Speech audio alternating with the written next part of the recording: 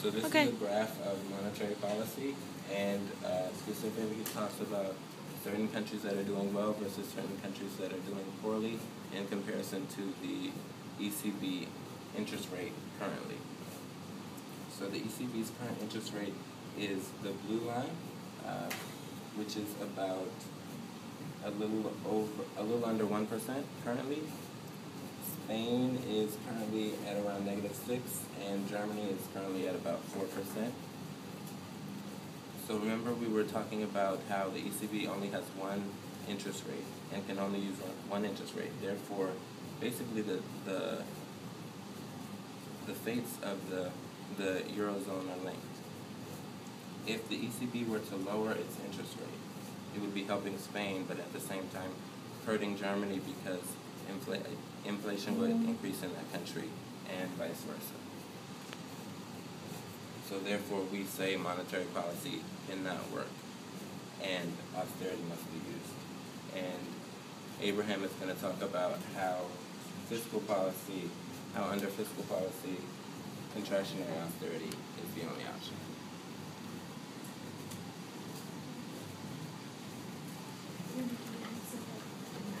So I'm going to talk about why expansionary policy cannot work. So in the long run, look at the graph. In the long run, aggregate supply curve, which is a vertical line, because to a certain point when everyone is fully employed, all the inputs are being used, the economy can only produce to a point which is Q0 in the absence of advancement of technology and other stuff. But in a recession or economic downturn, the long run aggregate supply shifts back because the employment cannot be fully reached. So now we have a Q1, long run aggregate supply. The same aggregate demand, the short run aggregate supply, pushes back, pushes up to the new price equilibrium, which is much higher than the price equilibrium where it used to be. Now, the expansionary policy, what they use is they try to push out the aggregate demand, right? Essentially increase the personal and disposable income, increase the incentive for corporations to investment. Essentially, they try to push out aggregate demand to aggregate demand apostrophe, the purple line, where it means the long run aggregate supply at Q0 again, and now we have PE dupes of apostrophe. That's price equilibrium if they use expansionary policy in economic downturn. Now it's clearly we have a hyperinflation, but the price is much higher than the price in the recession, and the price is much higher than the price what it used to be. Therefore, we say under recession times, an expansionary policy which tries to fully employ or decrease the employment rate can only result in hyperinflation. Therefore, it is not going to work. On the story of stagflation, therefore, expansionary policy cannot work. Now we have only one option left, which is austerity. It's either do or you're just gonna die alone.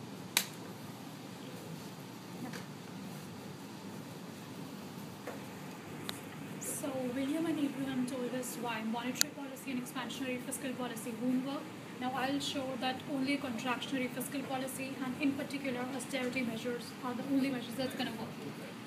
So now, before I tell that, what is austerity? So a state of reduced spending and increased frugality in the financial sector is roughly referred to as the austerity measures.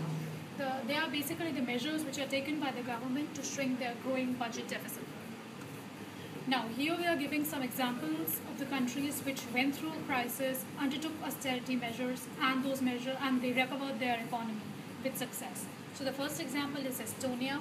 Until 2008, Estonia was growing very rapidly and in a good fashion way, except that after 2007 there was economic crisis which led to a debt-fueled property bubble, short of credit flows, curbed export demand, and plunging the economy into severe economic downturn. So now in order to fight this downturn, Estonians rejected the Keynesianism in favor of genuine austerity. The measures included were they cut the public sector wages by 10%, gradually rose the retirement age from 61 to 65, reduced the eligibility for health benefits, and lastly, liberalization of the country's labor market, wherein hiring and firing of labor became very easy. The end result? Estonia is actually running a budget surplus today. Its national debt is just 6% of GDP, while in comparison, Greece's national debt is 159%. Economic growth has been a robust 7.6%, which is the best in EU. And although employment rate is still high at 11.7%, it's still way better than what it was during the recession, which was 19%. And now Amelia will tell us the success story of Latvia.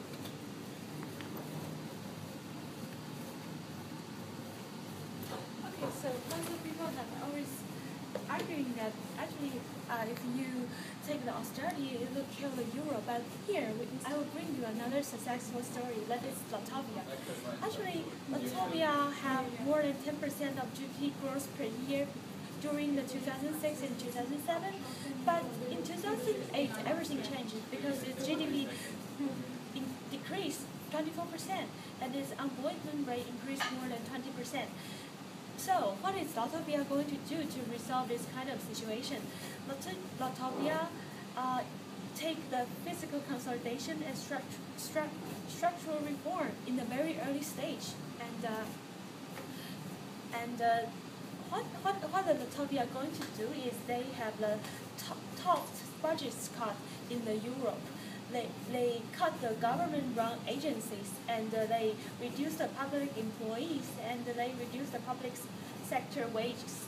And what's the result? 2 years later, they have economic rebound and their real GDP increased 5.5% and their exports recover and their competitiveness increased.